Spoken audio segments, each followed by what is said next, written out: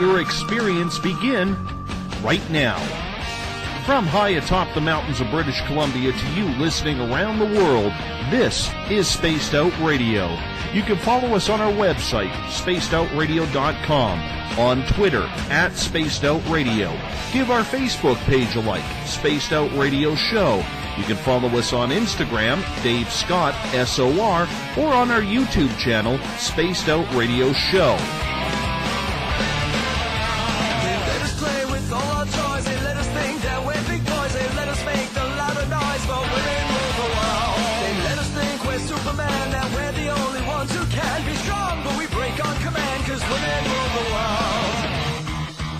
Buckle up, space travelers. It's time to go for a ride as we are live on Spaced Out Radio.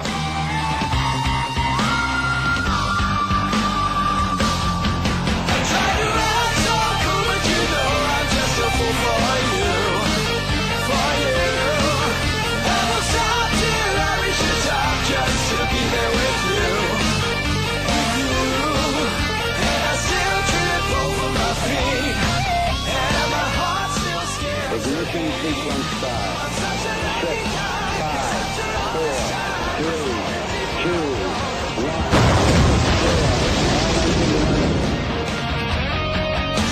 The deeper I go, the deeper I fall.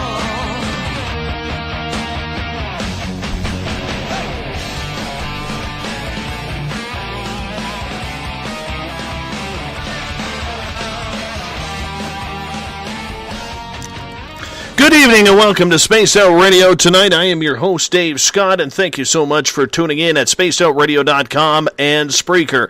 As once again we come in from the frozen Canadian tundra, battle our way past the wild animals, sidestep Bigfoot, and enter Uncle Jimbo's cabin, stoke the fire, heat this place up, and broadcast you live on this Friday night, early Saturday morning if you're on the East Coast. Here at SOR, we do this thing 7 days a week. Why? We want to be your official one-stop shop when it comes to the supernatural, extraterrestrial, ufological, spiritual, and so much more. Spaced Out Radio's theme music is courtesy of guitar god Ron Bumblefoot THAL. You can find his new album, Little Brother is Watching, by going to spacedoutradio.com.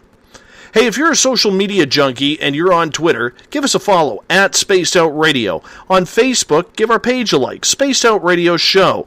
On Instagram, I can be followed at Dave Scott, SOR. Subscribe to our YouTube channel, Spaced Out Radio Show. And of course, our website is spacedoutradio.com. At this time, we welcome in our fans taking part in the Spaced Out Radio chat room, along with Paranormal Into the Night and Paranormal Forum. Great to have you back.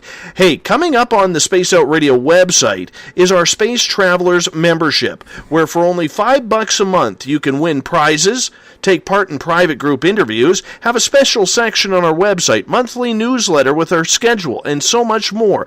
Hey, we want to give you a hell of a lot more than just access to our archives. Tonight's show is brought to you by Rivulet Reiki and Readings, providing healings in person or at a distance.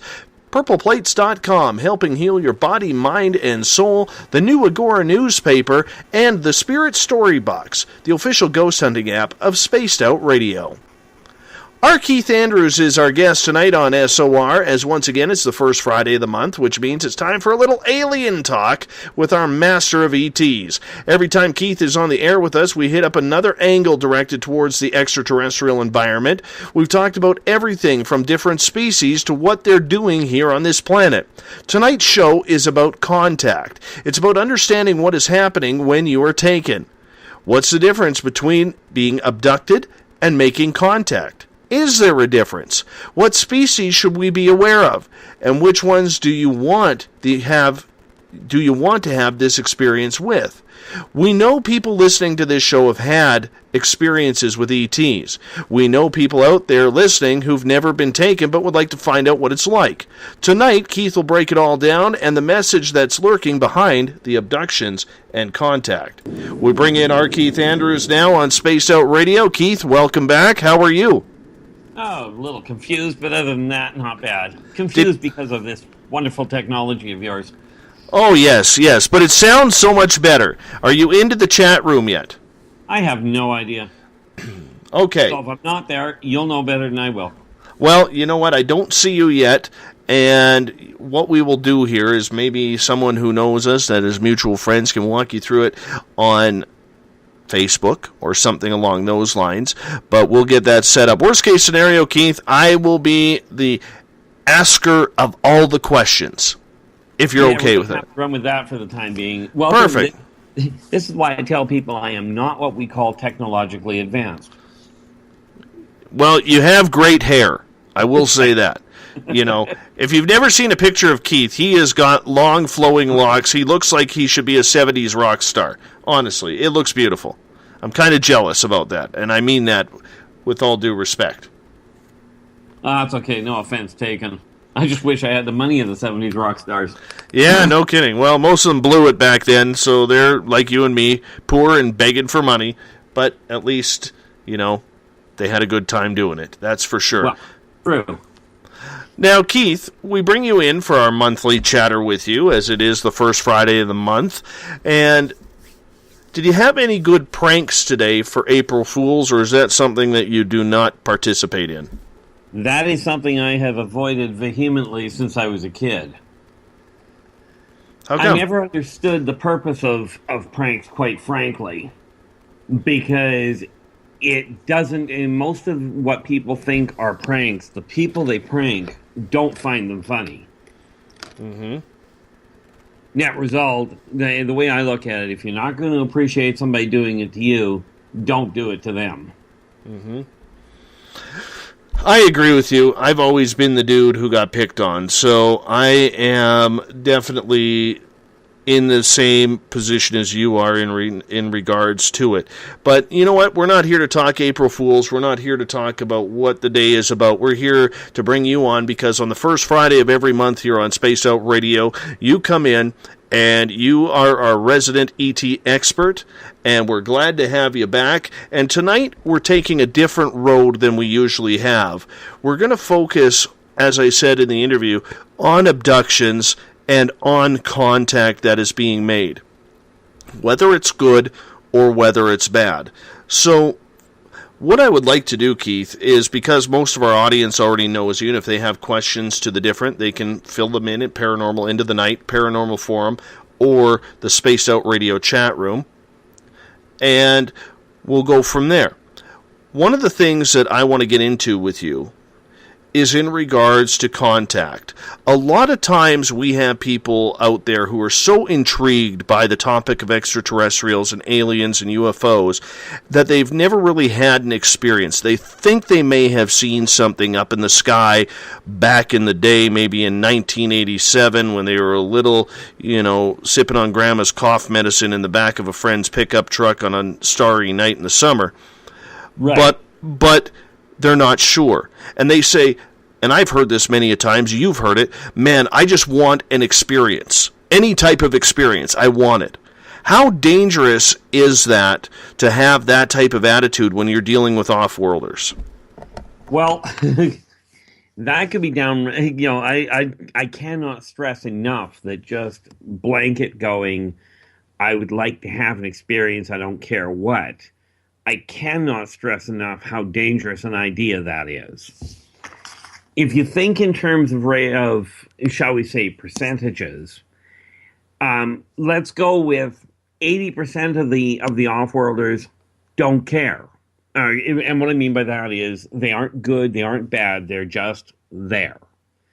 They're not going to take into consideration what you're feeling, what your fears are, what your apprehensions are, or for that matter, what your desires are.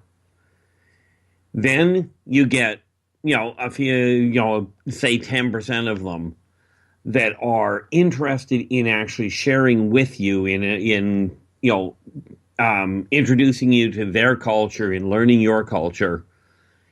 But the dangerous part is the other 10% that really have very little interest in your well-being and have absolutely no concern or no comprehension of what you go through in an abduction.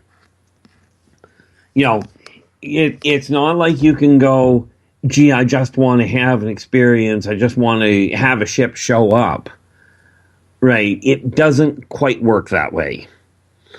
So when you're going, I don't care what type of experience. I just want to have an experience.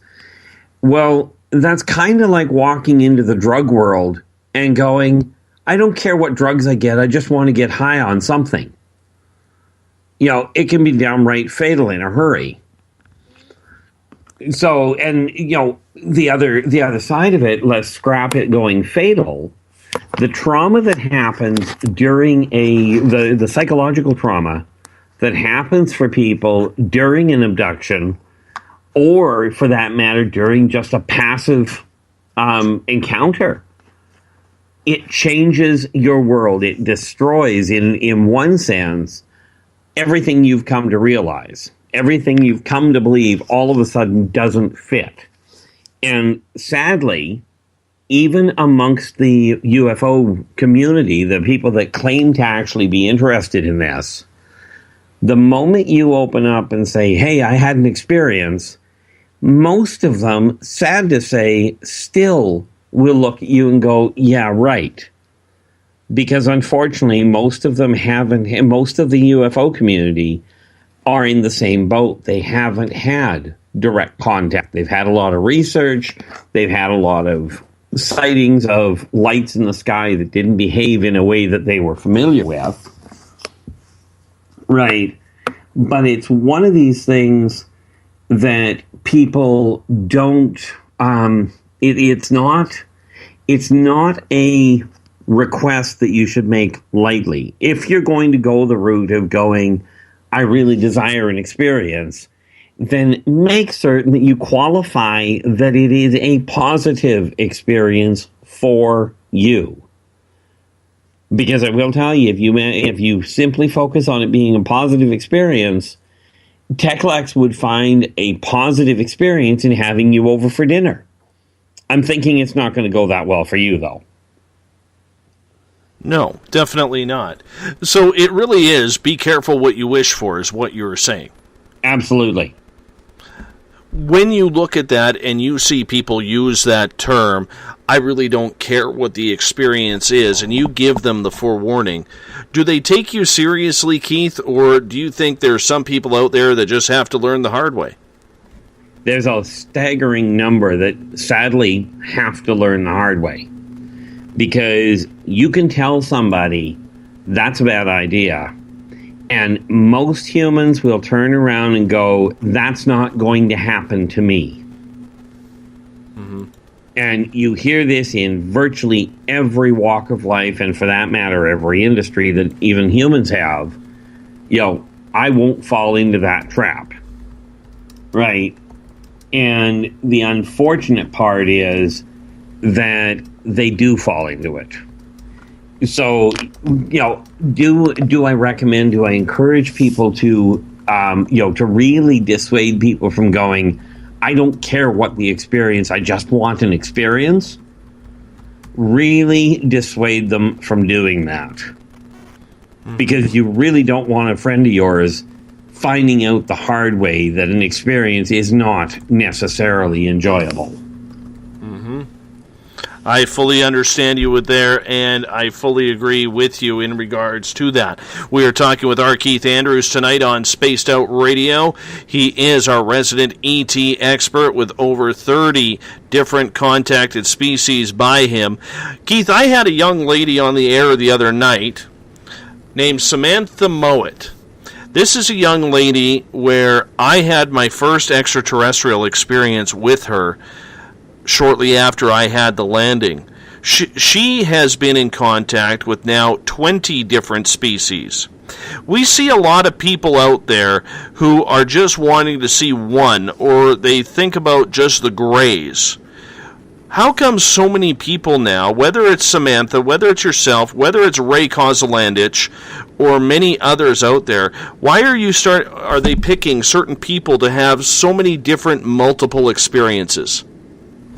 Well, that really translates into how well, depending on the race, but on the overall, it depends on what kind of a, I guess the best way to put it is psychoresonance they pick up. Essentially, brainwave they pick up. as far as whether that person is going to be able to handle it. And 90% of the time, you will find it is genetic. In other words, it's a family thing. The mother, the grandmother, usually along a bloodline, usually along the mother's bloodline in all reality. They tend to follow it because of the cellular memory that happens in the human genome. Mm-hmm. Okay. So this is one of the biggest reasons why they pick certain people. And it's not a question of picking somebody because of their social class or because of their finance or, because of their appearance. Right. It just doesn't work that way. They go for something a whole lot harder to spot, and human technology has not evolved to the point of tracking it. Right. I understand that, but when it comes to people such as yourself, Samantha, or Ray Kozalandich, who are having contact with so many different species, are you guys like a light beacon to these different species that you are somebody they need to get in contact with? For lack of a better way of putting it, the answer would be yes. And the reason for it, and now I can't speak for the other two because, quite frankly, I don't know them. But what usually happens is when, much like meeting people on this planet, when a contact is made and they have a positive interaction where they're able to connect with the people on a functional level, word gets around. Okay. If I'm not, like, for instance, in my case, I'm not afraid of the reptilians. I don't care what size they are. They don't concern me. Yes, like everybody else, somebody 7 feet tall, they're going to look down on you. If they get mad, you're in physical trouble. But the reality is that it doesn't quite work that way. They're not as volatile as you would think.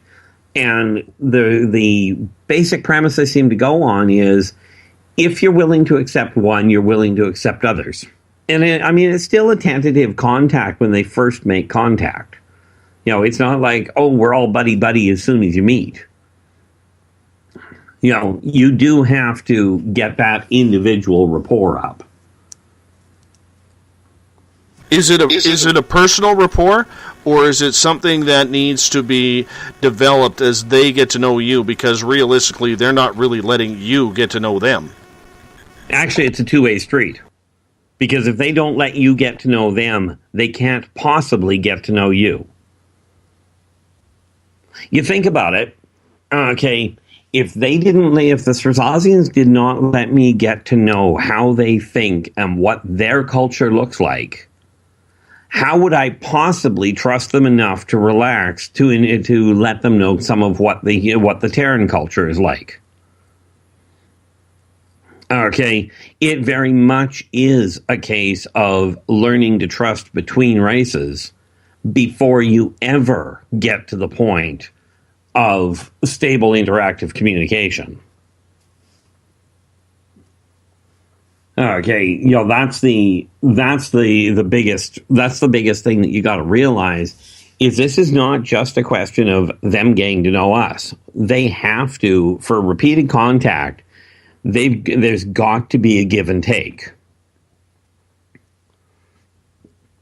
If you think about it, Dave, and anybody out there, are you going to fully open up to somebody that is telling you nothing about themselves?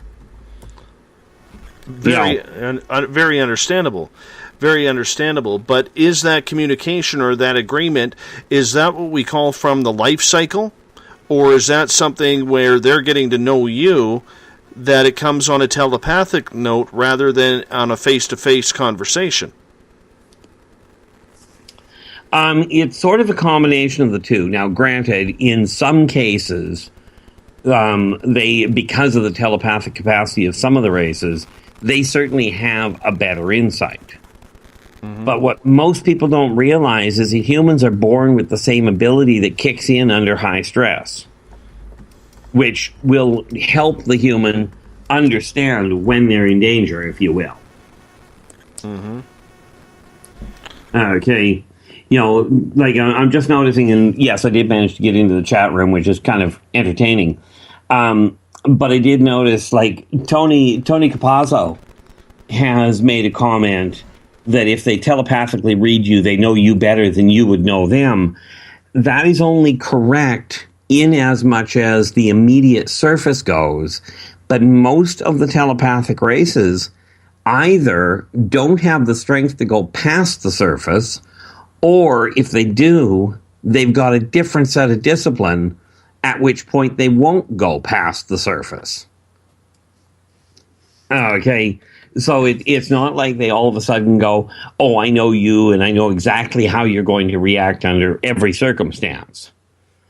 Okay, the other one I just wanted to touch on, and we'll get back to this telepathy thing, but before I lose track of it, Corey had mentioned that he calls for the light, for ships of the light, for, the positive people. And he asked Corey asked if the negative ones or if the bad ones would also show up.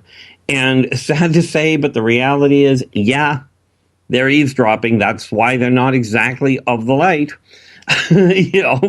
This is why you got to be really cautious on how you go about things.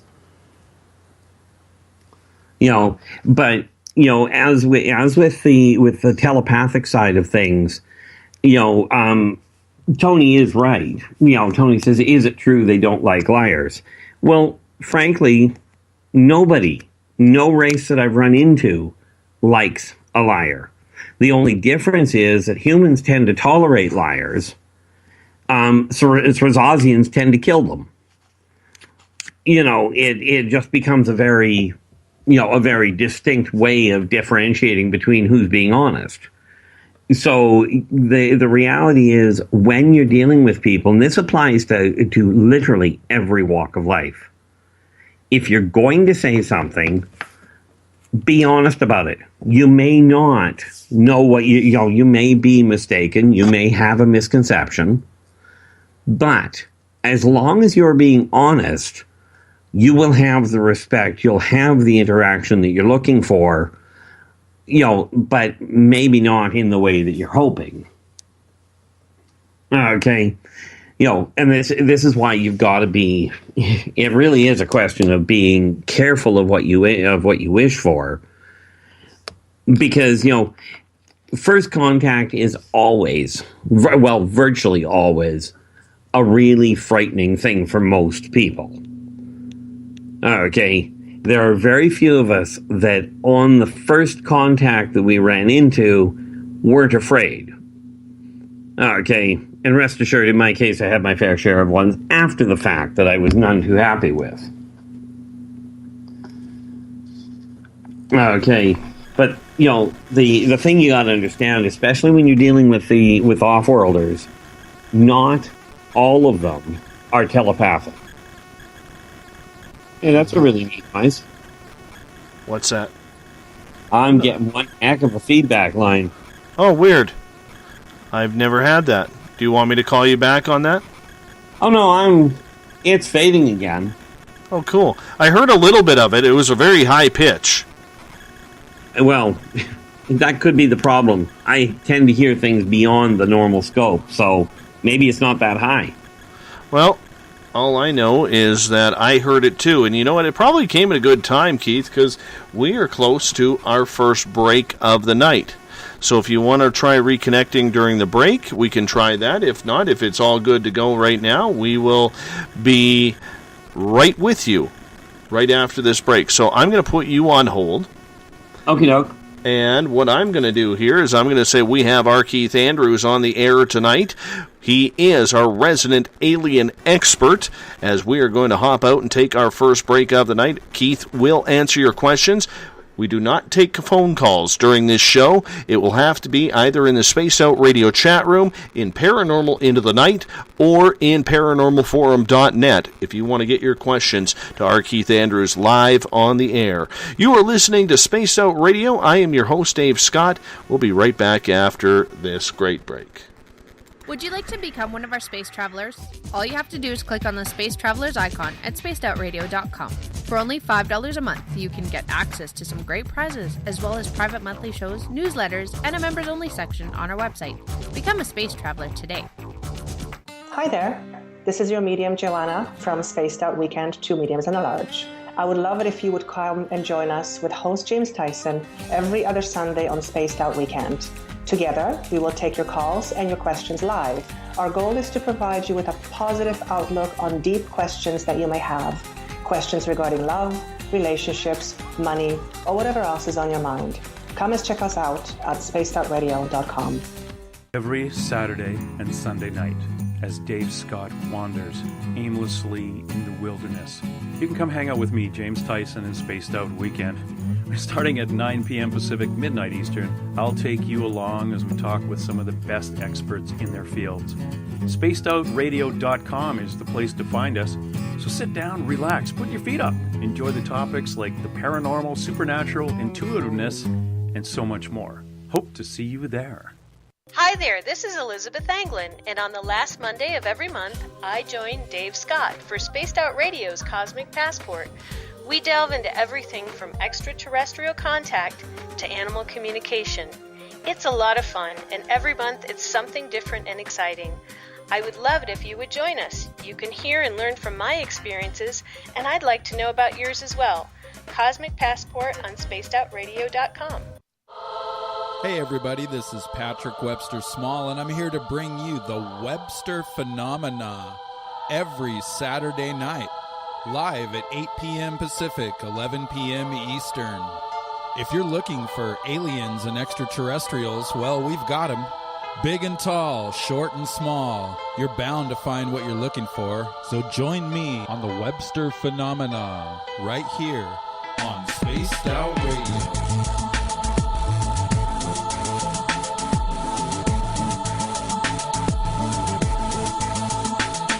Visit purpleplates.com today. For over 40 years, the Purple Energy Plates have been delivering amazing results for their many customers. Inspired by the great genius Nikola Tesla, the harmony, healing, and energetic effects of the plates have proven over and over to be beneficial and often miraculous to thousands of customers. With their money-back guarantee and the many benefits, how can you afford not to get one?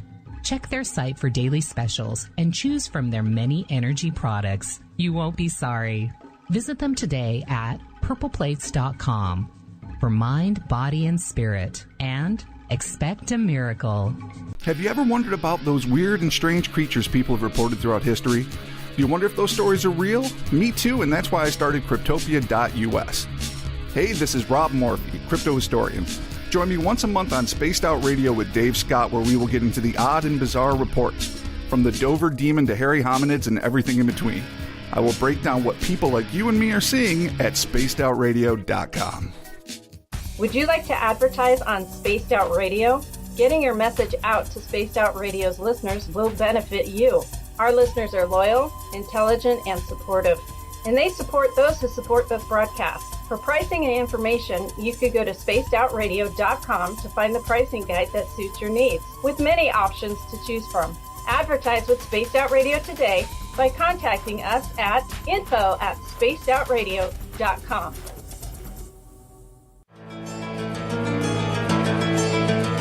Want to connect with us online?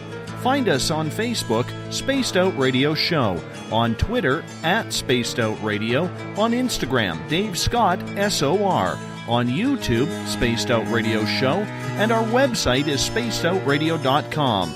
All right, space travelers, here comes the second half hour of Spaced Out Radio. Welcome back for the second half hour of Spaced Out Radio tonight. I am your host, Dave Scott. Always a pleasure to have you on the air. Keith Andrews and you listening in tonight, whether you're on Spreaker, whether you're at spacedoutradio.com, whether you're in the Space Out Radio chat room, Paranormal Into the Night, or paranormalforum.net. Always love having all of you here surrounded by us. Do us a favor, tell a friend. Let them know that we are out here, because I know out there, for some people, they are upset about certain show hosts. So, do me a favor, show them that there is a great alternative out there. It's called Spaced Out Radio. Uncle Jimbo James Tyson is in for the next couple of nights on Spaced Out Radio. So, normally what I do is I go out into the wild wilderness of British Columbia to find my chi, to find my zen. That's where I'll be heading for the next couple of days before I am getting back to you on Monday night with Scotty Roberts talking Nephilim and reptilians. Remember, you can follow us on Twitter at Spaced Out Radio. Give our Facebook page a like, Spaced Out Radio Show. If you want to join us on Instagram, you can do so at Spaced Out Radio Show. Actually, make that Dave Scott, SOR, and we'll make the YouTube channel that we have, Spaced Out Radio Show. Our website is spacedoutradio.com. Now, we do have Keith running in the Spaced Out Radio chat room. If you want to get a question over to him, that is very, very easy to do. He will read it live on the air. And if you're in Paranormal Into the Night, Paranormal Forum, type your questions in capital letters. I will get them over to Keith as well.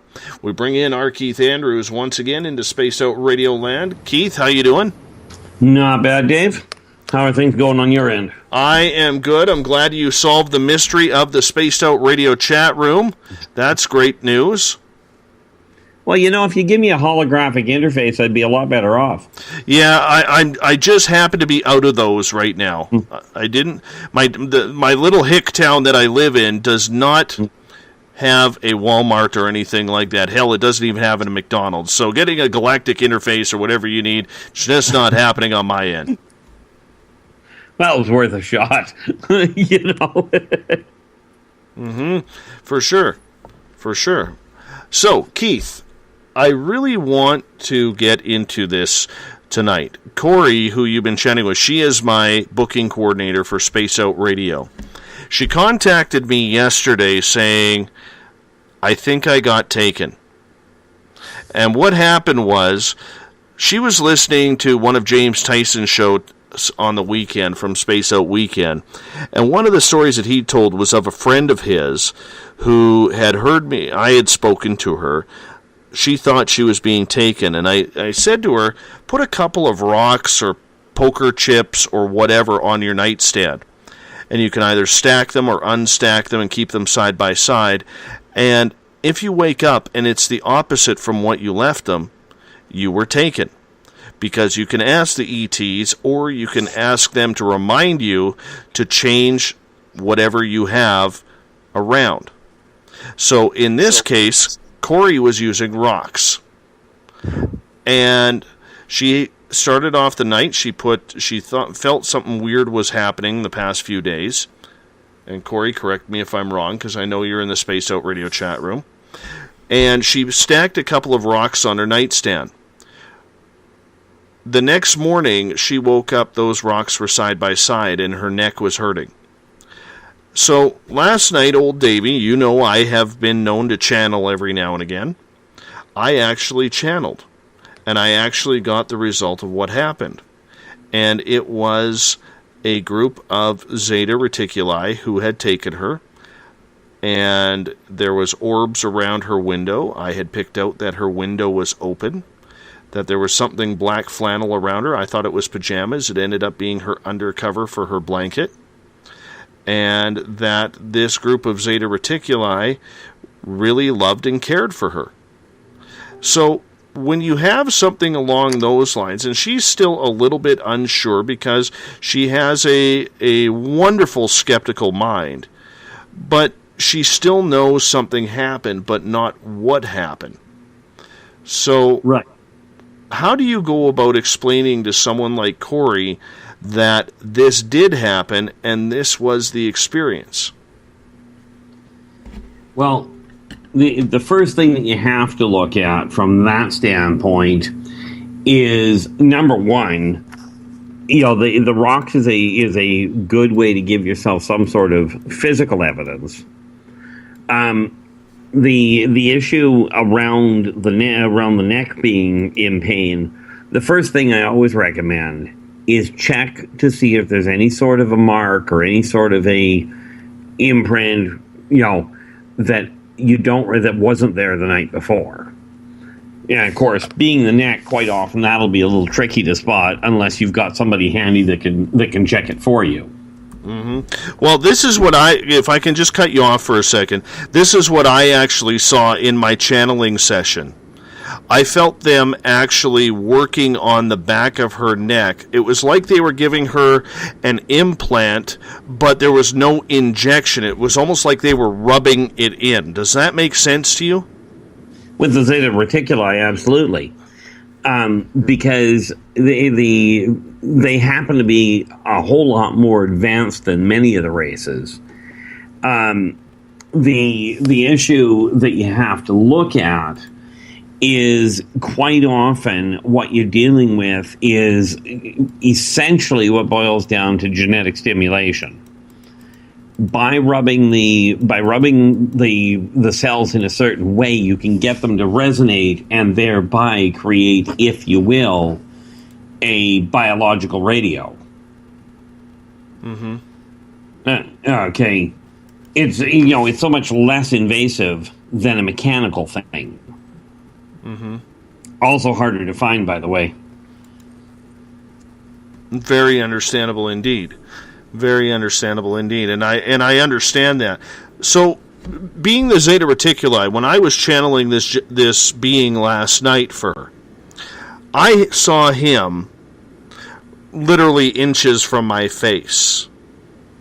But before the channeling started, I actually saw another set of beings way up in the sky, like where the light ends on Earth's, I guess it's stratosphere or ionosphere, but they were in the black. And the picture that I got from this guy up there was that they were of good intention, but I couldn't understand a living thing he was saying. And it looked like they were about the message I did get from my guide was that they're about 7 to 8 feet tall.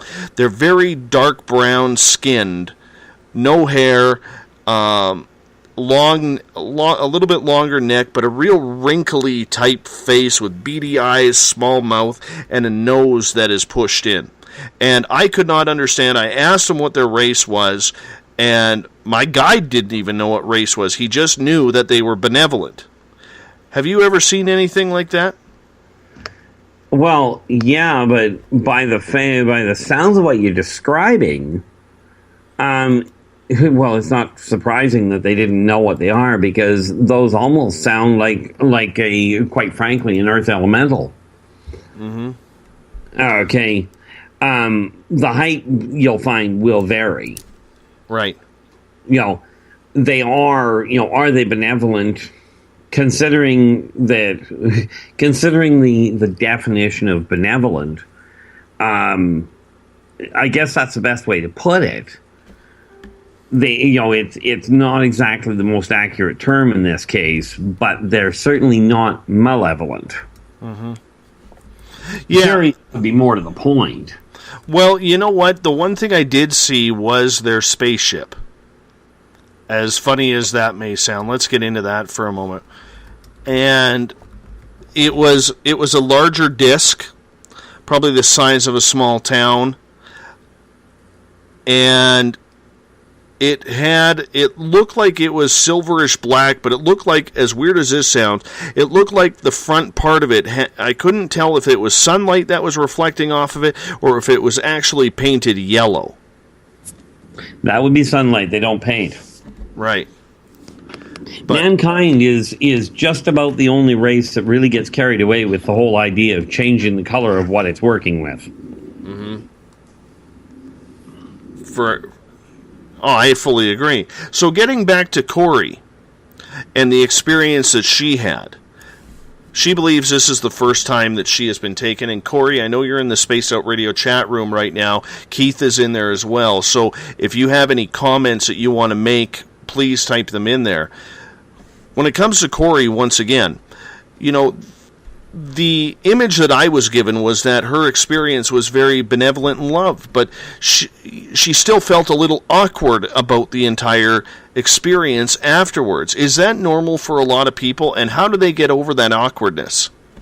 Well, is it normal for most people? Yeah, even on the most benevolent, on the most relaxed visit, most people, especially on the first conscious recollection, have a lot of trouble getting past it. And the only thing that you can really work with is reminding yourself that you did come out of it without getting hurt, right? And therefore, hang on to that side. And, it does get to be a little bit more, if you will, routine. Okay. I mean, it's kind of like going to school for the first time. It's really frightening the first time you go into a new school or into a new job. But after you've been there a few times, it's actually kind of, redundant, as it were. But, the sad part is, it's really a subjective issue as to how quick people are going to get past it. The odd part about it, and I forget exactly who it was. Somebody in here mentioned that benevolence, there it is, Tony, mentioned that benevolence is subjective. Well, very much, because the person, the being, the person, can be as nice to you as you want. If you're scared to death, you're not going to see it being nice. Okay. So it does take some time to get things to get things sorted around. And that makes sense. That makes sense too. But do the aliens expect the natural human reaction of throwing a tantrum because we're not used to this happening? Quite frankly, yes. Is that why it throws them when the person just relaxes right off the hop? On the whole. If you're used to taking, if your race is out collecting up, humans on a regular basis, running tests, just like scientists, if they regularly go over and pick up a tiger, and every time they go to pick up a tiger, the thing tries to eat them, they're going to think, first and foremost, that's what the tiger's going to try and do. Okay? So when they pick up a tiger that's relaxed about it, they go, well, this is different. Okay. Same problem with humans. Most humans go into absolute hysterics when it happens. Right? And then you get the occasional one that starts asking about the equipment they're using. That's what throws it, what throws it out. That's what throws them off, because they expect conflict, as it were. Okay. But the idea is you brace for the worst, plan for the best, but you live in the moment. And that makes sense. That makes total sense. Corey was saying that it was awkward because she didn't remember it and she wished she did. Well, there's a reason she didn't remember it to start with, because more often than not, and again, this is a precautionary on their part. Most people, when they've been taken, if they do remember it, first and foremost, it throws their whole life into a tailspin. Second of all, sadly, and I get in trouble for this one all the time, but there's a staggering number of people that are in the UFO community itself that the moment you tell them, I had an experience, okay, they automatically tell you you're full of it, you're crazy, that didn't happen, right? They claim, people, even in the UFO community, say, we really do believe in it, but the moment somebody makes it real, they start ridiculing them. And I see this happen so frequently, it's retarded. Let me ask you... Yeah, go ahead, Keith. Sorry. So quite often, the off-worlders that's part of the reason why they block out the memory, is so that it doesn't disrupt the person's life that much. Right. I got a question for you from Paranormal Into the Night. This comes from Joe. How can you consider an alien that telepathically spies on you and then takes you in the middle of the night against your will good? Well, that's a very good question. The way I look at it from that standpoint is when you're talking about telepathically spying, we've got to understand first and foremost that on the whole, the human collective, people around the world are going, I really want to have an experience. Well, they're not going to be able to, the off-worlders are not going to be able to just go and pick somebody at random. So they have to scan for the people that are claiming to be interested. Okay, first and foremost. The second issue, when they take you in the middle of the night, well, again, if they take you in broad daylight, mankind has grown in a very violent fashion. And if something were to come down and kidnap you, well, the first thing that is going to happen is everybody in the neighborhood is now going to ostracize you in all likelihood. Much more importantly, when you get returned, the governments of the area are going to lock you up and interrogate the daylights out of you, and your life will no longer be yours. So taking you in broad daylight isn't in your best interest at the best of times. Okay. The other issue, of course, is you have to look at what they're doing. Are they testing you for how much resilience you have, or are they checking, are they torturing you, or is it simply they're taking a blood sample, they're taking a skin sample, they're doing their best to treat you reasonably, and they're putting you back, much like scientists are doing to tigers. Much like Terran scientists do to tigers. I understand the issue of how do you call that nice. Well, it's better than the alternative. And don't get me wrong, it is traumatic any way you want to look at it. Sadly, like Corey's pointed out, but I'm sure they can cloak for daylight contact. Yeah, they can cloak, but if you walk out the front door and all of a sudden vanish off the doorstep, there's a problem. The ship may not be visible, but the fact that you disappeared could be a bit of an issue. There's so many different things that can go wrong in a daylight contact, not the least of which is the neighbors opening fire on the people when they show up.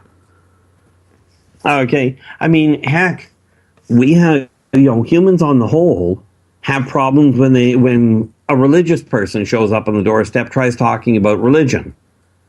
Do you realize the kind of panic that would happen if an off-worlder just showed up on your doorstep and said, hey, let's go for a ride. I've got the UFO parked on the lot. This is where it's, again, we get back to that issue of be careful what you wish for, because it's not as cut and dried. It's not as simple as people would like. Would that it were that simple. That's the biggest issue around how you call it a positive experience.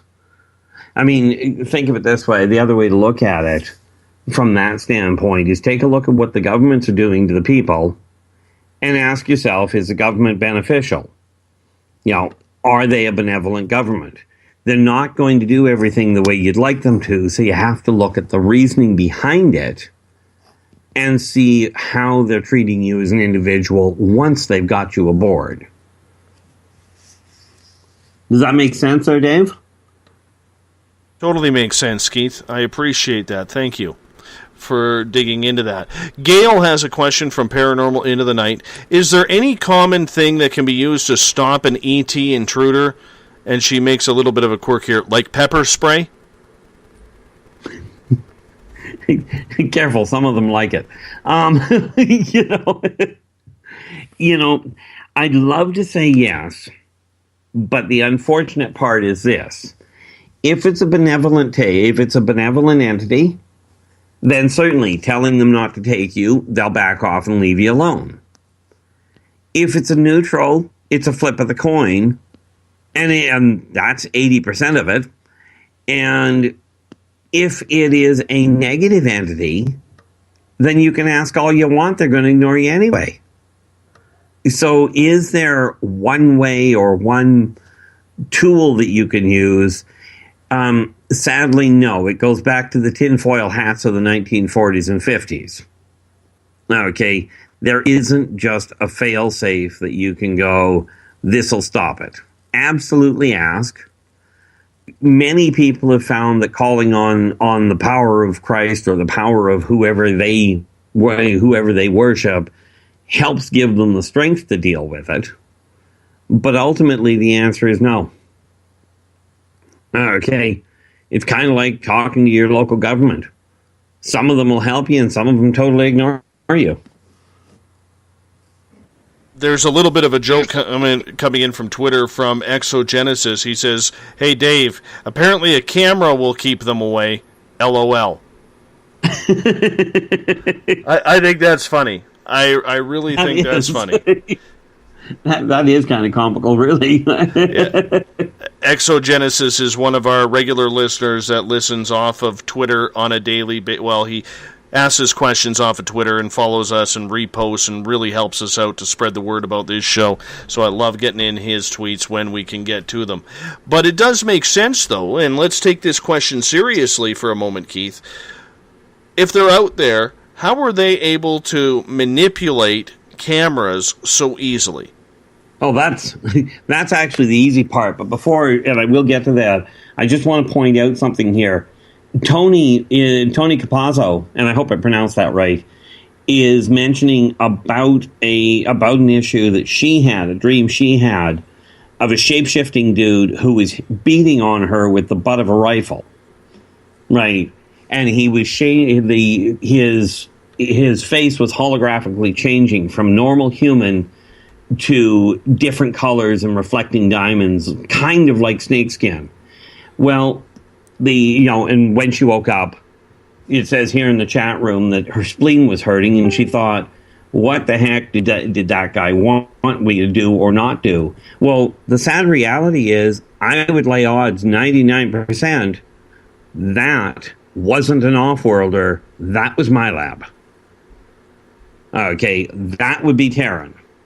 And the idea would be to get her to get you to fear off-worlders and keep a distance. Okay. And I'm just going to leave that one sit where that is. And now I've lost track of what the question was that you asked me. About the cameras, how they are able to dash the cameras. How do they interrupt it? That's the easy part. Biomagnetoelectrics. Human technology still works on electromagnetic field. Biomagnetoelectrics actually is generated by a bioorganism and interrupts mechanical electrical work. Net result, the cameras don't work properly. Okay, that's the biggest thing. That's the easiest way to explain how they do it. A concentrated pulse, just simply focusing on the camera. Once you know how energy works, can be shut down. The camera's reception or the camera's audio can be crippled without too terribly much trouble. Okay, Keith, but there is situations where people do catch them on camera. They do catch them on film, and I'm not saying that a lot of these films, let's face it, there's a lot of film and photos out there that are created in a laboratory or a photo booth rather than actually being real. Okay, right. There's a lot of fakers out there. But there has been some real quality evidence that ETs, and namely the Greys, have been caught on. So how do they then explain, if they're able to shut down a camera so that way we cannot get a picture of them, what about the ones that are caught? Well, let's face it. If you've got enough people taking pictures, you're not going to stop all of them. Okay. It's quite literally a matter of numbers.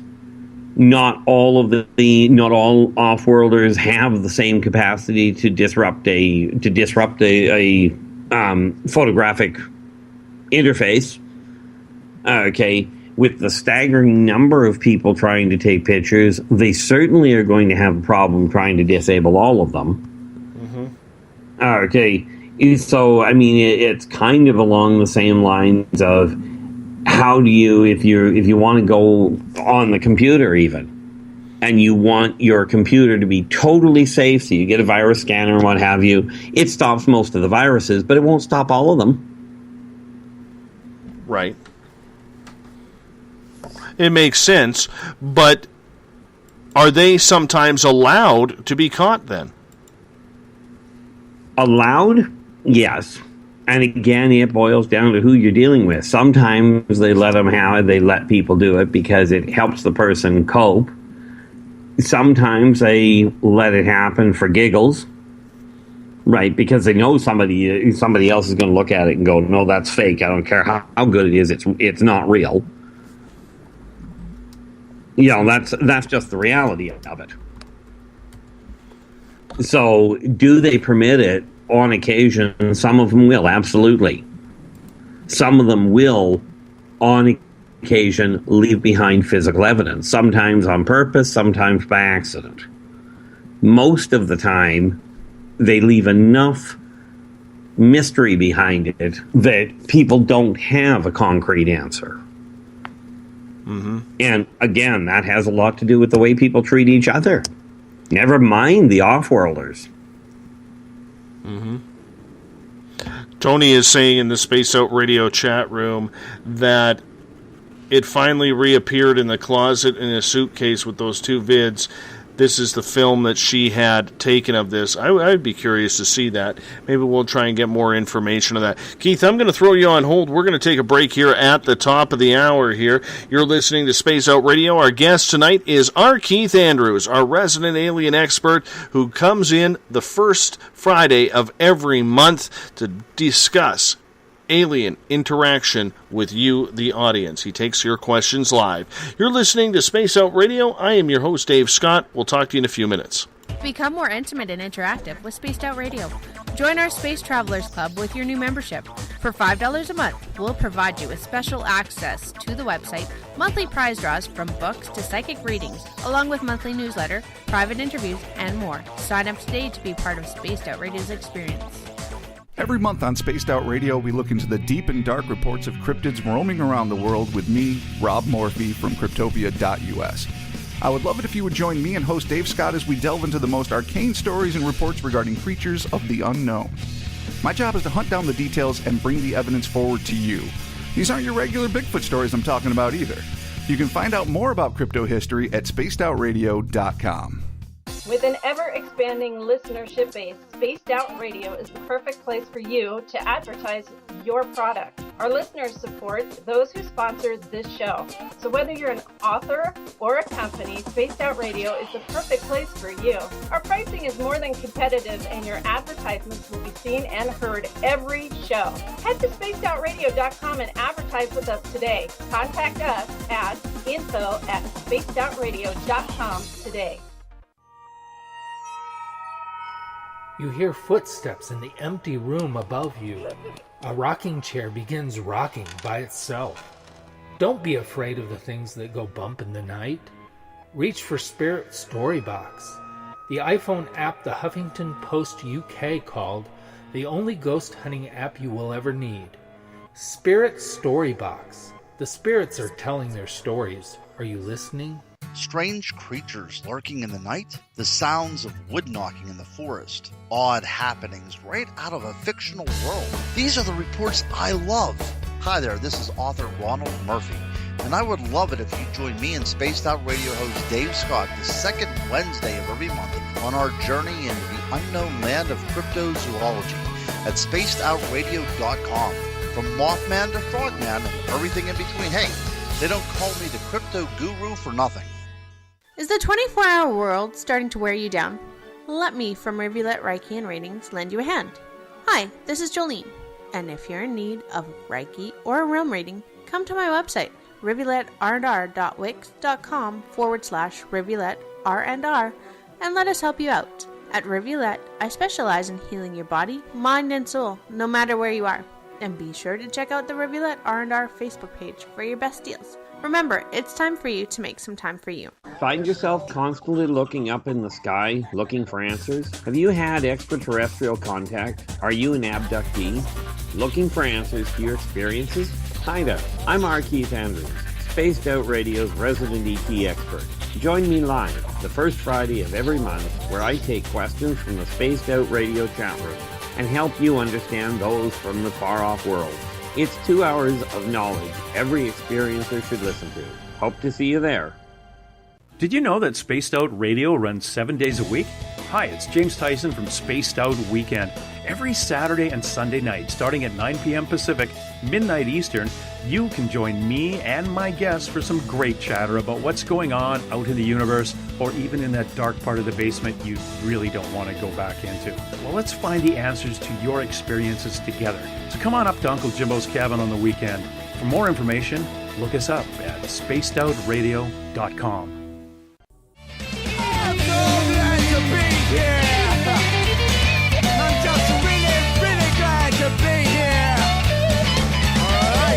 Would you like to connect with us on Spaced Out Radio? Head to spacedoutradio.com to check out the latest shows, guests, and sponsors.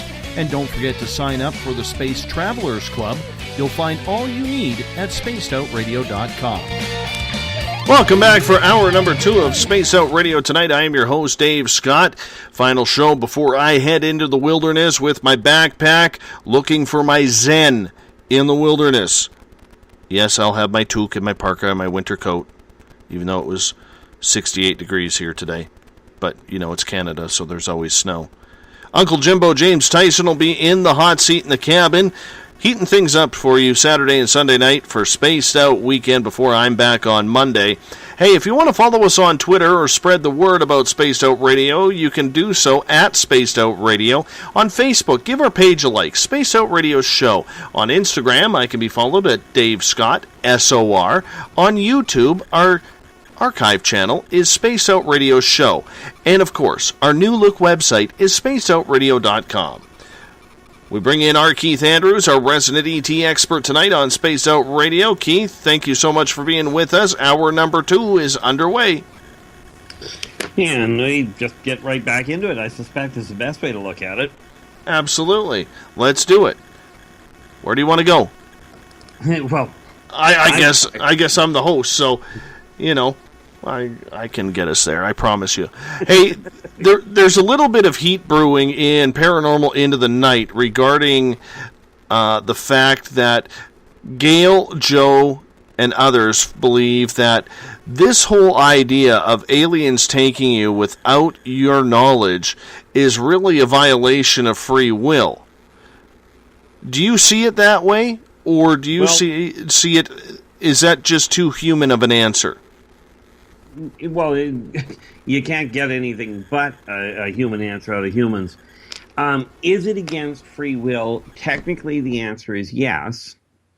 However, the question I always pose to people like that, no disrespect intended, but these people want to have desire to have a contact, have experience. Okay? And if they don't themselves, they know people that do. Well, we have to look at the ramifications, of doing it the other direction. If you go back, and I forget the exact year, but I think it was 1939. I'm probably wrong on the actual year, but Orson Welles did a radio broadcast of War of the Worlds, where it was announced wholeheartedly and very emphatically before the show that this was nothing but a radio show. It was completely fake. Take it as such. And they had people committing suicide by the hundreds because of a radio show that was clearly stated as a radio show. Can you picture the panic that would happen if an off-worlder ship just showed up on the doorstep? Okay. This is something that people have to realize. Yeah, by literal definition, it is certainly a violation of free will. But it's a question not so much of free will as, the same question has to be asked when these people are going, it's against free will. Do they see the same issue? Do they still see it as a violation of free will to go and kidnap a tiger or take an elephant and put it in a zoo, right? Or is it a violation of free will to rescue a dolphin that's gotten caught in a fishing net? Okay, the whole problem there is, much like is it benevolent or malevolent, it really does boil down to personal perspective. But for me personally, from a literal sense, yes, it's certainly a violation of free will. But it's also one of these things that you have to look at from a different angle, because on an individual base, it certainly is. On a global base, what other option do they have? Bearing in mind that mankind has already left the planet. This is it's not something that's just going to go away. So they've got to do something to get word out, as it were. Okay. So, I mean, that's where the real question has to go. Because they are, literally speaking, they are correct. Okay. The other issue that, and I've noticed just before it disappears here, Amelia in the chat room has made a slight side comment here that she's not sure if channeling anyone or anything is a safe thing to do, especially if it's an ET. What do I think? Well, it's not so much it's not a safe thing. I certainly understand the question. Because what it boils down to is what their intention is.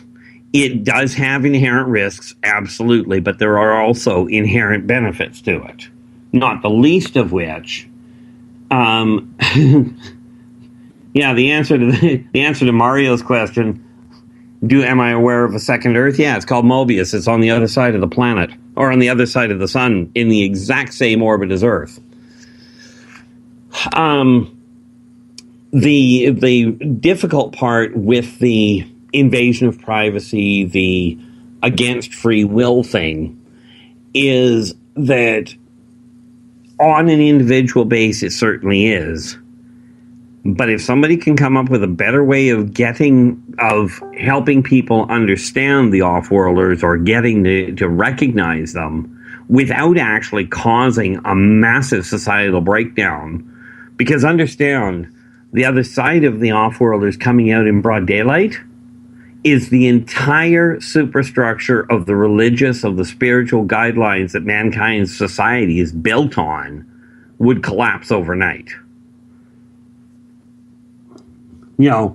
That's the biggest problem that you run into right there. Does that make sense? I think so. When we get into the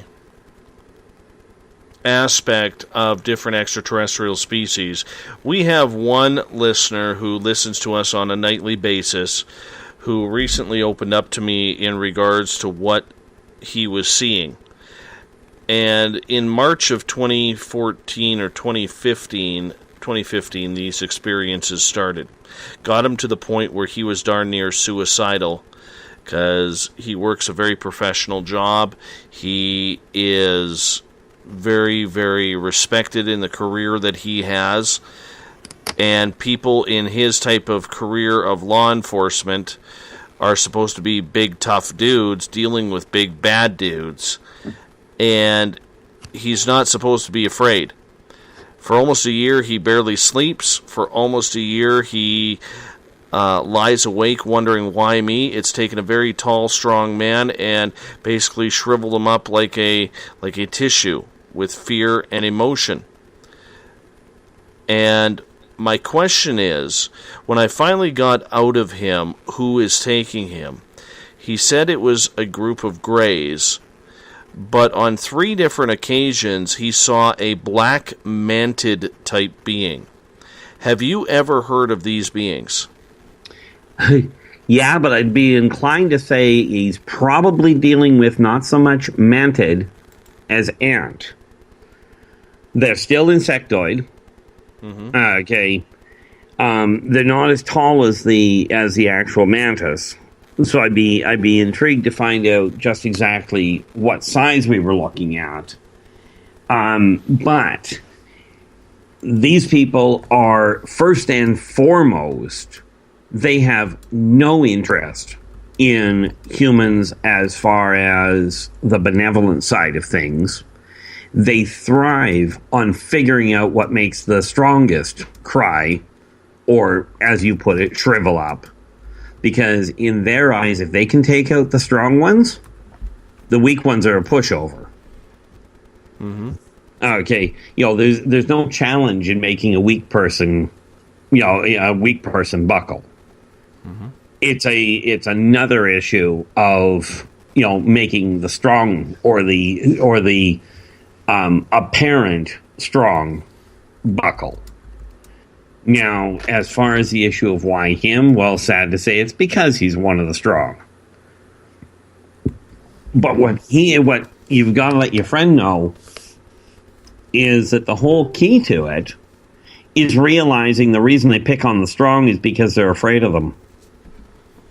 Mm-hmm. Okay, so by causing that problem, and I mean, I've seen it done before, where these races literally, it's got absolutely nothing to do with benevolent behavior.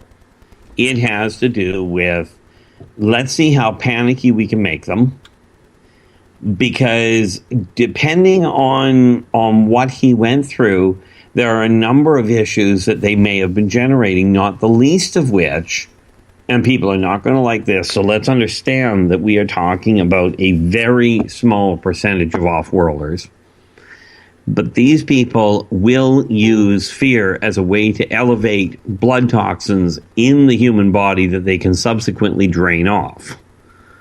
Okay, kind of along the same lines as what humans will modify chemicals and come up with, with your crystal meth. Same concept. Different drug, different metabolic way of building it, but the same issue. Mm-hmm. Okay, and what better way than take somebody that doesn't express fear and get that first burst of fear? Okay, and I realize that's a really disgusting way of looking at it, but unfortunately it's also a very real one.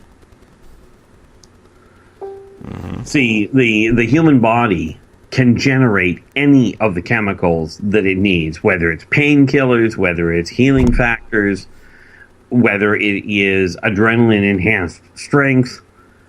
All of these things the human body can generate. When these insects reach out and try and trigger that, they're going after an abundance of said chemical. And then they just drain it off. And I would be inclined to say, and you'd have to check this with your friend, but you'll probably find that either his neck or a main artery location is probably sorer than all get out when he gets up. Mm-hmm. Okay. Tony's mentioned, has said here, that she heard they don't like it if you get upset. Well, if they're beneficial or if they're neutral, they really don't. The Greys don't like it when people get upset because it offsets the readings that they're trying to take. Okay, if they're trying to take a blood sample and you get all panicky, the chemical compound, the configuration of the blood changes, and therefore it gives them a null reading. So they have to rely on people staying calm. Mm-hmm. When it comes to then us as humans, because a lot of people out there right now are not grasping the fact that it is not a violation of their own free will. We're getting back into this now, and I'm kind of having a conversation with them on Facebook regarding this in Paranormal Into the Night. My whole point is they're seeing it as pure evil that somebody or something would come into your room, take you away, possibly operate on you, maybe, have you sit at a table for some dinner and a view of Saturn. I don't know what it is. But the fact that they are taking you without your own knowledge of saying, yes, I agree to this, I can see where people are getting worked up about this, Keith. I really can. Oh, so can I. The question I have to ask, though, and don't get me wrong, I'm absolutely agree. It would be wonderful if you could sit down across the table from one and go, hey, how's it going? What are you up to? The drawback is twofold. One is, just out of curiosity, did you ask them their take on what they feel about the Terran scientists that are pulling tigers and lions and what have you out of their environment, taking blood samples and letting them go? Mm-hmm. Did you get an answer from any of them on their take on that? Yes, Gail made a comment. I'm trying to find it right now, but for some reason Facebook is slowing right down for me. Let me just scroll up here for a moment. And we have Aunt Jemima pancake syrup happening all over my computer right now because it's taking its sweet-ass time. Okay. Gail says, here is reality. A tiger and humans do not speak a common language. E.T. understands and does what he wants anyways. That is a violation of social and moral standards. Does E.T. have any comparable standards? Comparable, yes, but here's the biggest flaw in that whole philosophy. ETs do not speak the same language as humans. Telepathy does not, on the whole, it does not mean verbatim, and even when it does pick up verbatim, when you're holding on to a cup of coffee, when you as a person are holding on to a cup of coffee and you hold it out and you go, coffee, right, as in, do you want a coffee? The off-worlder will hear the words. They will pick up the telepathic, do you want a coffee? But they don't know if you're referring to the cup, the action, the black stuff inside it, or if you're telling them to flock off. Okay, this is where the hybridization program comes in, because much as they will pick up the words, the ones that are telepathic, they don't have the understanding. They're not speaking the same language. That would be the first problem. The second problem is, do they have standards? Absolutely. And their standards say, keep it, collect them up, do your blood sample with as little invasive, problematic side effects as you can get away with. And if that means bury the memory, do it. Because humans are not intellectually advanced enough to comprehend that what we're doing to them is the same thing they're doing to the animals on their own planet. Not to mention the people on their own planet. Mm-hmm. Okay. That's where the problem comes in, is we're not talking about people that speak the same language. And don't get me wrong, like you, Dave, I agree. Taking somebody against their will without their full knowledge, frankly, is certainly problematic. It's certainly, in a lot of ways, especially when we go the route of taking without go-ahead or without even telling them, is absolutely a violation. However, if you think about the other side of it, somebody comes up and says, I want to take you onto a starship. 90% of the humans out there, or better, including the ones claiming to be really interested, really open-minded about the UFO phenomenon, will look at the person and go, you're completely off, you're nut. You can't take us up on a ship in a heartbeat like that. It's not possible. Mm-hmm. Keith, I think this is a good question by Barb Perot in Paranormal Into the Night. How many people do they need to do tests on when we're all alike as human beings? Well, let's start with you're not all alike as human beings. Number two, cultural differences, societal differences, atmospheric differences. We take weather samples every day on all parts of the planet. Okay, human scientists do, to check what impact that's going to have on the global front. Off-worlders take essentially a weather sample on the human condition, which requires samples from multiple locations, multiple environments, multiple temperatures, and multiple different points in the day, every single day. Now, we have roughly 7 billion humans on this planet, and every one of them interacts and affects the overall emotional grid of the human genome of this civilization. So I can't begin to give you numbers, but I can tell you they're not taking enough, and humans aren't paying attention anyway. Because don't forget, with all the people that are being taken, most of them are also being sent back. There's a staggering number that are being sent back with a message: get along, quit shooting each other, quit destroying the planet, and yet mankind on the whole is still doing all of the above. So they clearly haven't managed to get the message across yet. Okay, you know,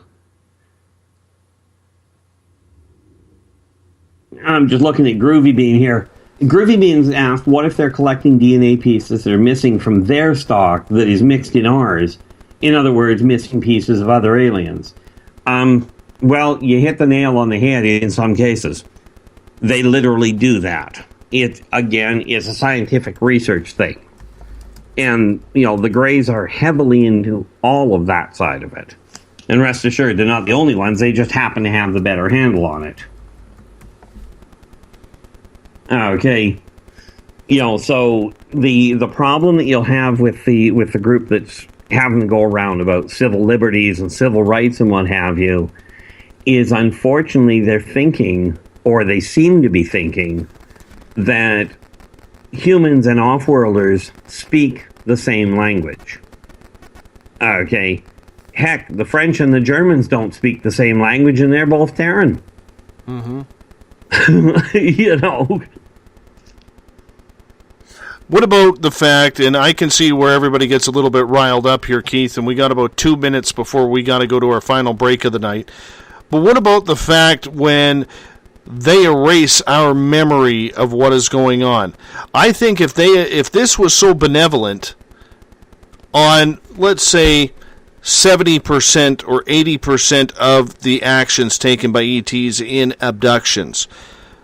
But why would they not allow us then to have the memory of what was going on if they are of benevolence? Well, I agree with you there, but let's eliminate the first thing.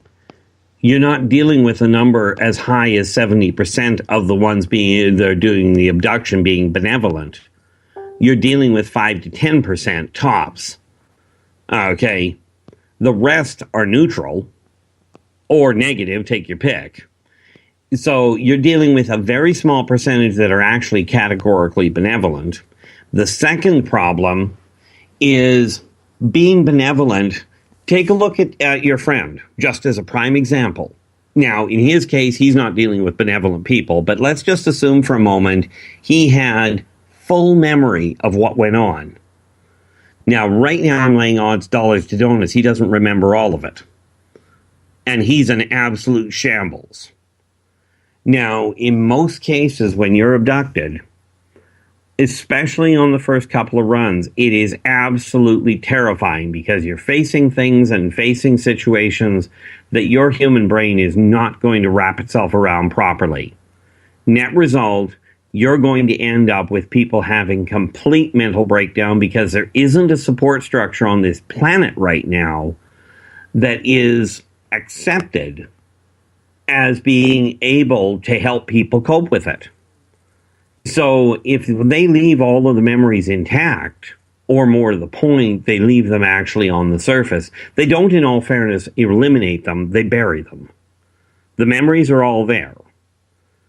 Okay, and they bury them in such a way that they will come up to the surface in time, but they bleed up to the surface, if you will, or leak up or ebb to the surface, however you want to put it, so that people can deal with it piece at a time. But you got to understand that you're taking a look. A lot of the people that are, because of the religious situation on this planet, you're talking about memories that completely destroy most of what people have been taught. Okay, that's where a lot of the issue comes in. You know, now the problem, of course, on the whole, is that humans don't like being out of control, but at the same time, humans don't like controlling their own actions.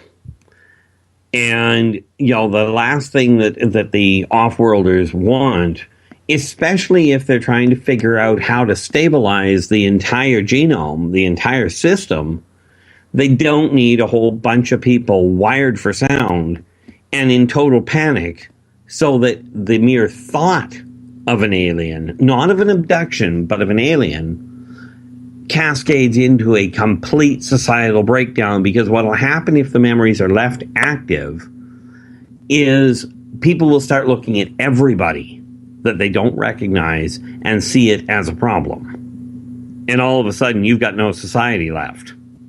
Now, that may sound overstated, but unfortunately, it's happened in the past. Let's hop out right there, Keith, as we're going to hop out for our final break of the night. Our Keith Andrews is our guest. We're going to come back with more of your questions and more ET talk in the final half hour of Space Out Radio tonight. You're listening to Space Out Radio. I am your host, Dave Scott. We'll be right back after this. Looking for a place to get your product to the public?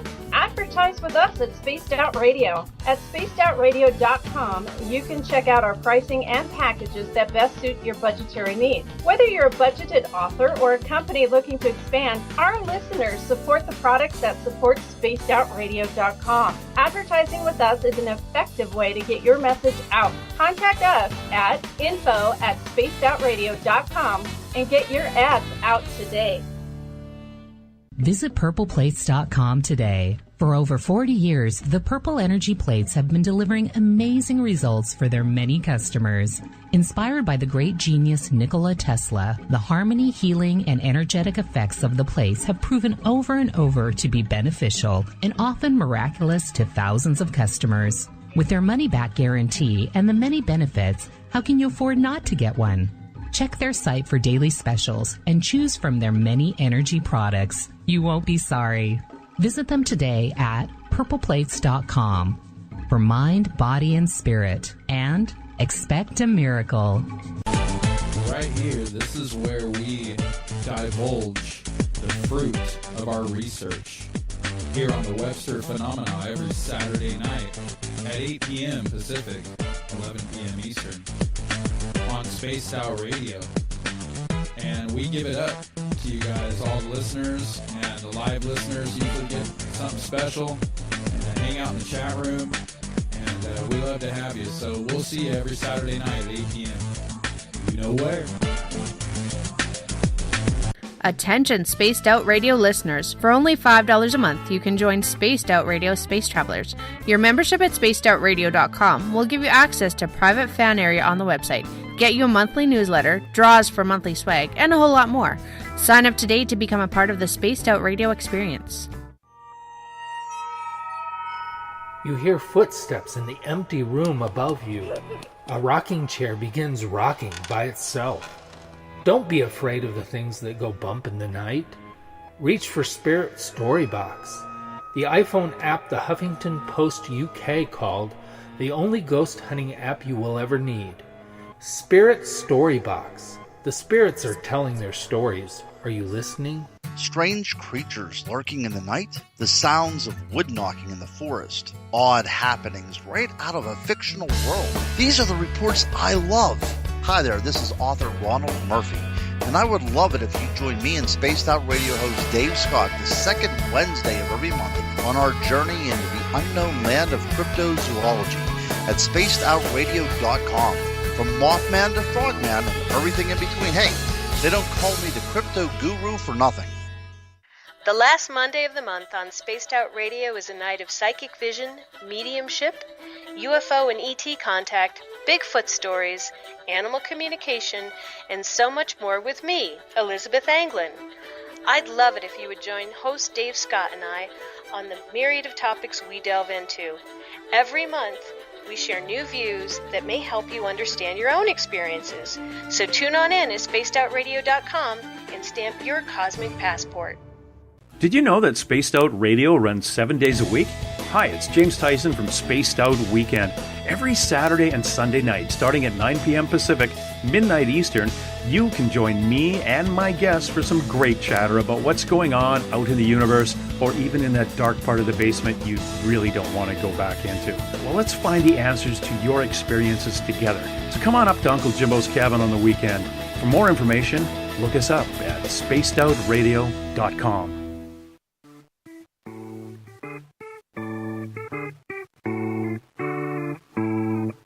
Missed most of tonight's show? Don't worry, you didn't miss a thing. You can head to our website, spacedoutradio.com, and download our archives for free.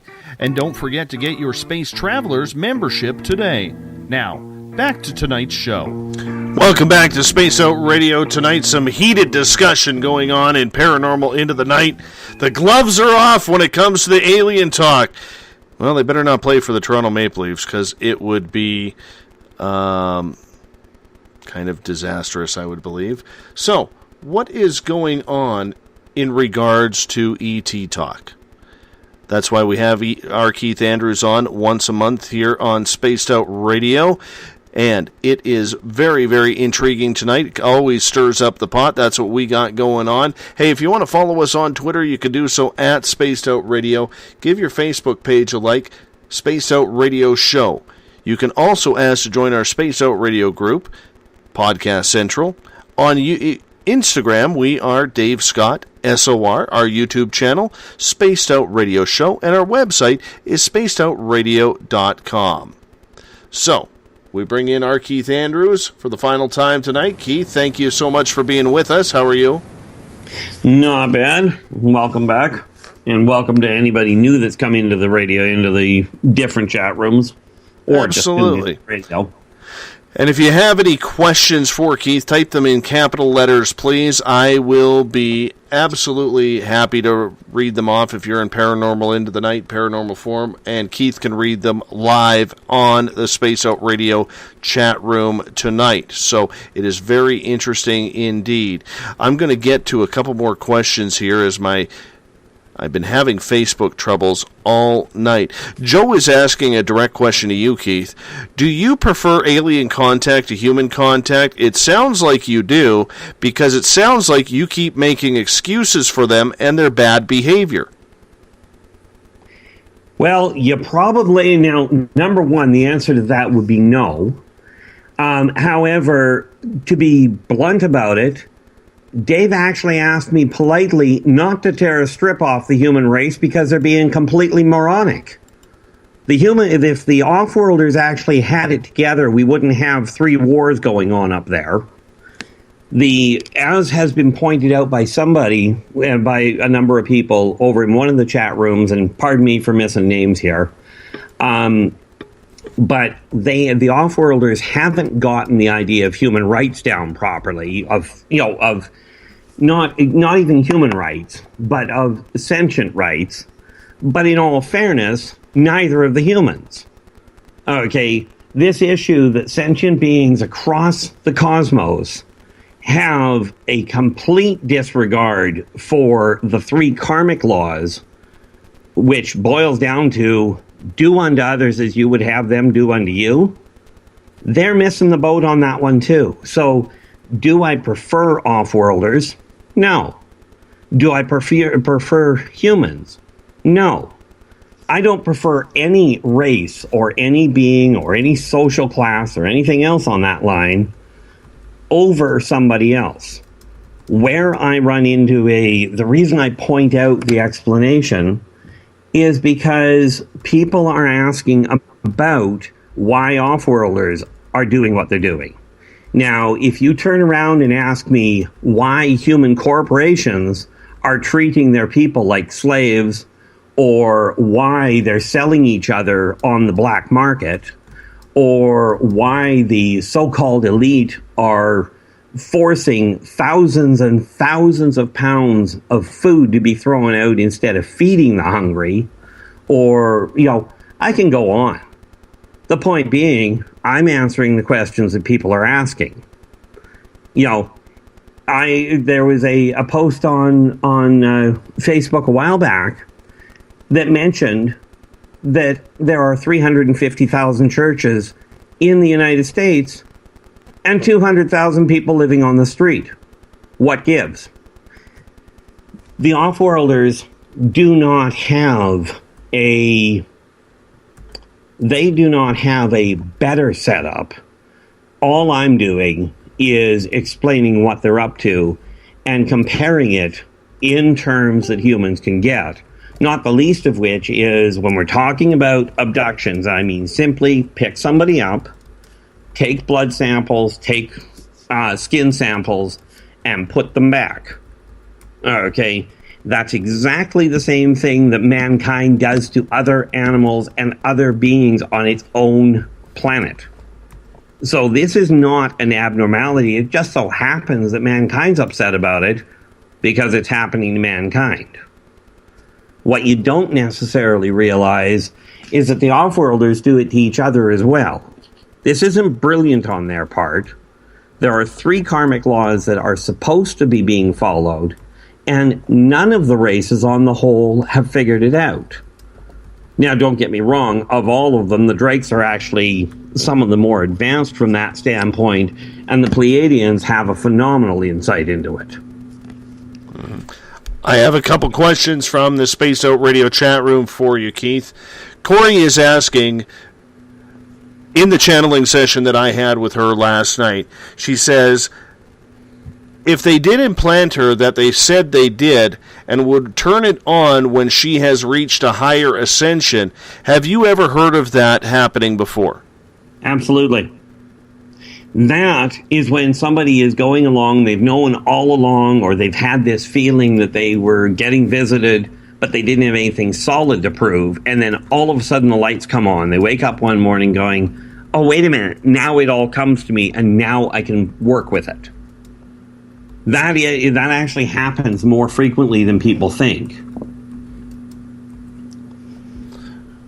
Groovy Bean Ivan is asking, what if the aliens have an agreement with our government to abduct, and different aliens also hire other aliens to abduct and collect? Oh, well, we'll scrap the what if. They do. Eisenhower. That's only one of them. Hoover? But Kennedy? Name the government. There have been more contracts, more subterfuge, more black market sales and open market sales of humans for different purposes. This isn't a question of if, it's a question of how much. And that part I don't have an answer to. Mm-hmm. I'm going to disagree with you on one thing tonight. Normally I agree with you, but I'm going to disagree with you on one side because I'm fired up tonight, Keith. I'm fired up. I'm feeling good. According to many mutual friends that we have in the Free Experiencers group that helps ET contactees, by their study that Ray Hernandez has recently run, as well as Kathleen Martin, has recently run, your numbers say that only 10 to 15% of benevolent beings are taking humans. Their numbers with Free are saying that it's upwards of 80 to 85% that of the ET contact that is happening is of a benevolent descent. That's quite a staggering difference in percentage. And that's when we have to get back to the issue of interpretation of benevolent.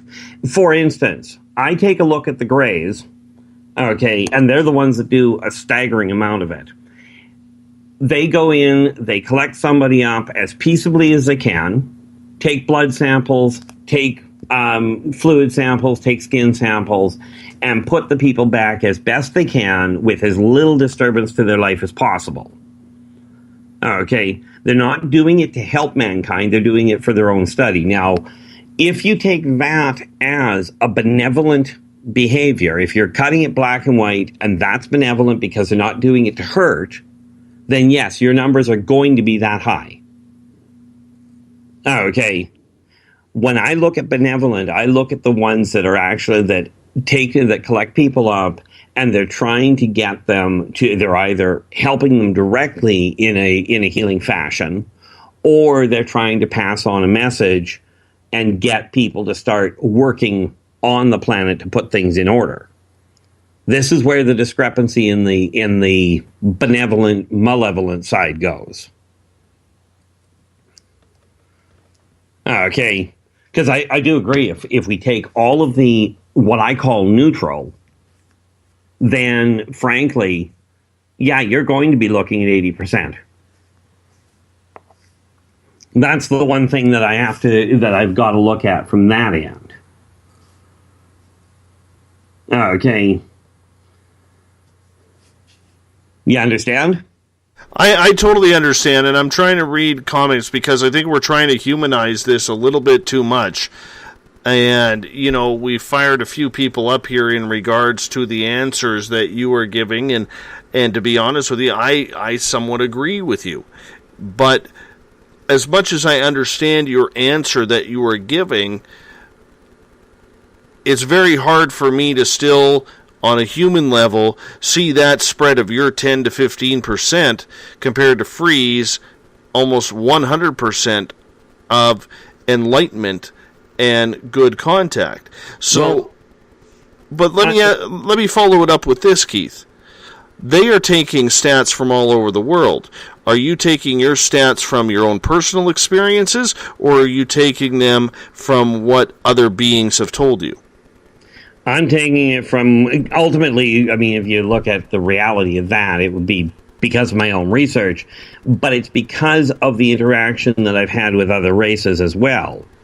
And, you know, the sad part of it is this.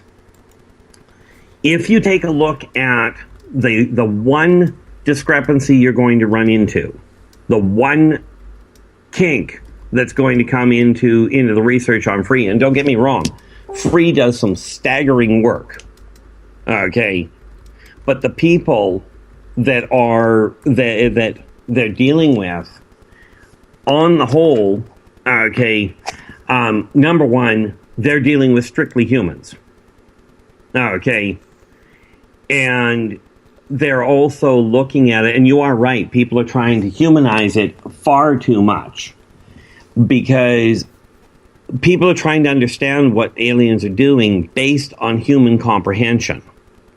And it's not the same type of thing. You know, they don't look at the world the same way. You know, and therefore unfortunately, humans take the whole abduction thing and they split it between benevolent and malevolent. And if you're going to split it in that fashion, then you're going to end up with an 80 to 85% or better that are malevolent or benevolent.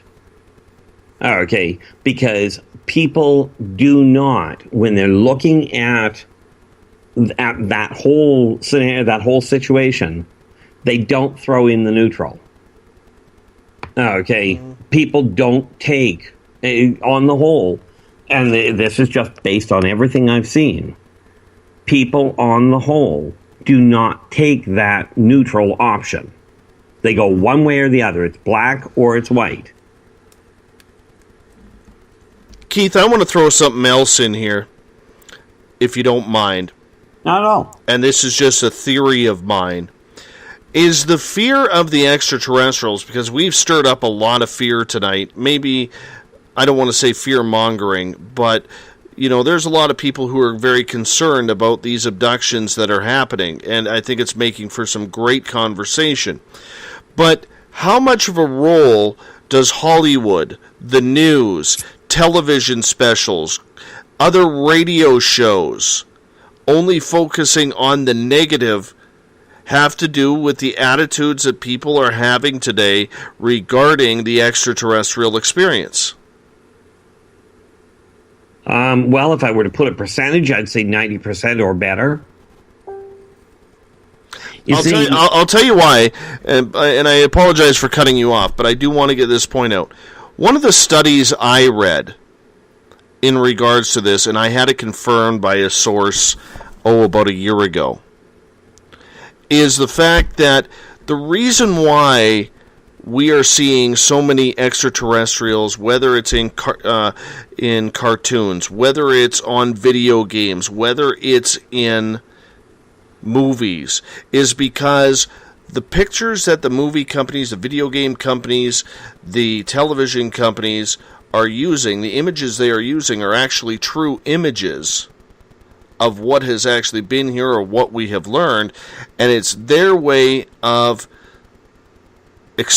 disclosure, so to speak, by getting people used to the fact, and they've figured in this study, from what my source confirmed, that if they can get mankind fearing enough, God-fearing enough, and scared enough and angry enough at these different species, that when they do come down, we will protect ourselves rather than trying to understand whether or not they are good or bad.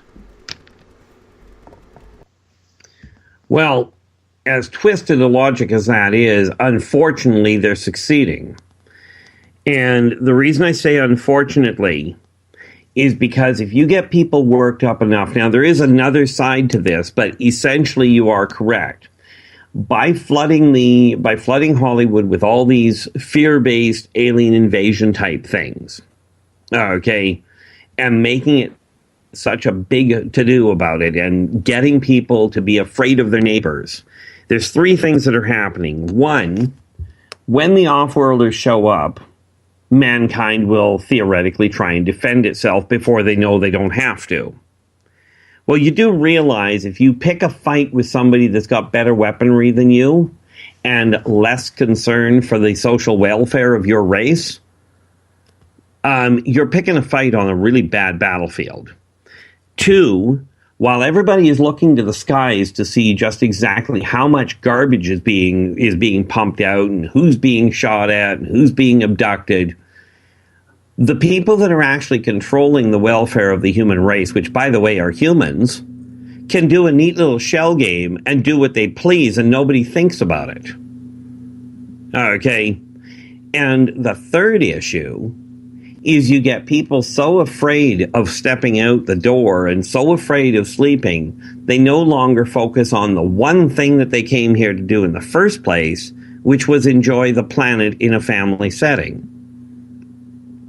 You know, Hollywood, now, in all fairness to Hollywood, let's face it, a show that shows building a tranquil society where everybody gets along, where it comes to Hollywood, is not the most exciting picture. Okay, so we are talking about an entertainment factor. Where it comes to the news, frankly, it'd be nice if they actually took what they have already told people. The news media, know that whatever gets put on the front page of the local newspapers gets replicated. They talk about wanting peace, and yet they put war on the front page. Why not put weddings on the front page? It doesn't mean war doesn't happen, but it means people will focus on something positive. Okay, so is Hollywood, is the news creating a lot of problem? Absolutely. Even the religious people, the churches that are supposed to be preaching peace and love and goodwill, are ostracizing their own peoples. Now, all of this is adding towards the same thing. It amplifies the fear of the unknown. Okay. So does it all contribute? Absolutely. The question people have to start asking is, are they going to continue looking at how they are being violated, or are they going to start looking at what the real picture is, which boils down to trying to find a way to communicate with mankind without getting shot at? This is why the Greys developed the hybridization program in the first place, was to develop cultural interpreters, ones that understood both the culture of the humans and of the off-worlders of various races. Bear in mind, they're also doing the same thing for Srazazians to the Arcturians. Okay, they are doing the hybridization between those races as well for exactly the same purpose. Okay, that's where the overall run is. So how in the end are people supposed to trust the message that is getting out there? Who's sabotaging it? Is it the aliens sabotaging their own, or is it us as humans sabotaging any potential relationship? Intriguingly enough, the answer is both. But the cure is this. And I've said this multiple times. You want to end the fear, start with your own neighborhood. Start getting to get to know the people next door to you. Because the reality is that, yes, the off-worlders are here. Yes, there are all sorts of things going on that are not so pleasant. But fear comes from listening to people tell you that you have to fear, instead of telling you that there are commonalities. Real quickly, because I know we're running out of time, humans want to be respected. Okay? Humans want to have a safe roof over their head. So do the off-worlders. They want to be respected. They want to have a peaceful interaction. They want to be able to walk out the front door of their place and not get shot at. Bigfoot, right here on the planet, wants to be able to deal with people. But there are a staggering number of people that go, let's go for a Bigfoot hunt. Okay. Now, this is not the way to make good neighbors. So you have to start, people have to start realizing, when I talk about people, I mean both off-worlders, ancient races, and humans, all have to start working at this with the idea of, yes, there are bad things that happen, but if we sit down and actually communicate a little bit more clearly, instead of jumping to, they're trying to kill us and they're violating my rights, well, they are. I won't argue that on an individual base. But if somebody could actually come up with a viable method of doing it in a different fashion, of finding a way of communicating in a less personally invasive method that wouldn't destroy society, I'm all for it. And quite frankly, so are most of the off-worlders.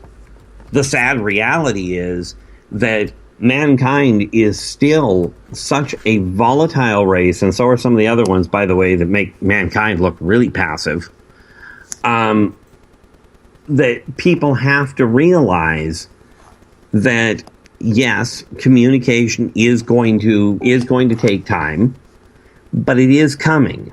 Just like they said that, that countries couldn't get along. Well, you wouldn't have the UN if humans hadn't figured out how to get along. For that matter, you wouldn't have Canada or the US.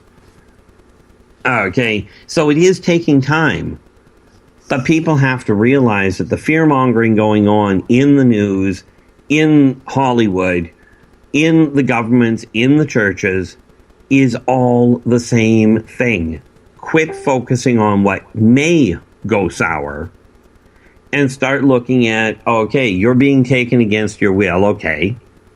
So concentrate while you're dealing with that on understanding and on getting a message to them that you're looking to understand what's going on. You're looking to accept what's going on. And you can't do it if you don't remember it. Mm-hmm. I fully agree. And you know what, my friend? We only have about a minute left with you before I got to head out with my backpack off into the wilderness to find me some Zen for the weekend. Where can people find some information on you? Where can they get a hold of you, my friend? Well, tracking me down on Facebook is probably the easiest place. You know, Ronald Keith Andrews is my whole name. You can look me up on Facebook for Inner Voice Enterprises, or Universal Portal of Peace are the easiest places to track me down. If you want to get me by email, it's innervoiceenterprises@yahoo.ca. And of course, I'm presuming that they can probably get a hold of me here. Well, yeah, absolutely. Yeah. You know, you just gotta roll with the punches sometimes. Keith, always a pleasure to have you on the air. We will talk to you in exactly 1 month. Your next date with us will be on May 6th, Friday, May 6th. Looking forward to it. We'll see if we can get things heated up once again. Keith, thank you so much for being on SOR. Well, thank you very much for having me. And thank you very much for all the interesting questions. Absolutely. You know how we roll, Keith. Oh, yeah. Sometimes we rock and roll. That was bad. I know. but you see, what you can't hear is I got rock and roll playing right now. Oh, okay. Yeah. Unfortunately, you're kind of deaf to it, but that's a technical thing. My friend, I'm going to let you go. You take care. Absolutely. You too. Bye-bye. Ciao. Bumblefoot. Rocking away. Find it at spaceoutradio.com. Democratized by a voyeur obsessions, watching you and watching me. Slaves to perfection, don't let them project you as you are. I want to say thank you very much to our Keith Andrews in the Space Out Radio chat room, in Paranormal Into the Night and Paranormal Forum. Everybody coming together for a little SOR action tonight. Got pretty heated. The gloves were off. I swore Gail gave me a right hook from Paranormal Into the Night. Old Joe, the undercut to the solar plexus. I was feeling it tonight. Feeling it.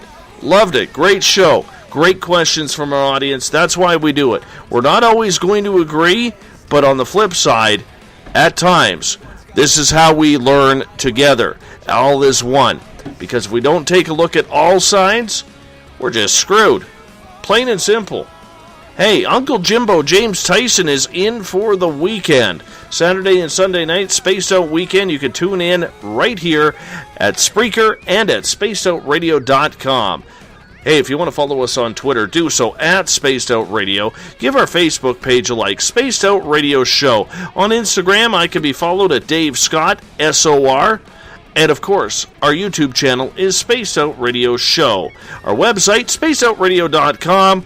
We are working on it. We got to get a few things up there. It's a project. We're going to get to it. Rock and roll, man. Bumblefoot, former Guns N' Roses guitarist. Hey, you know what I'm doing 1 week from tonight? I'll be in Vegas, showing Axl, Slash, and Duff the horns from the floor. The GNR reunion. I'm ready.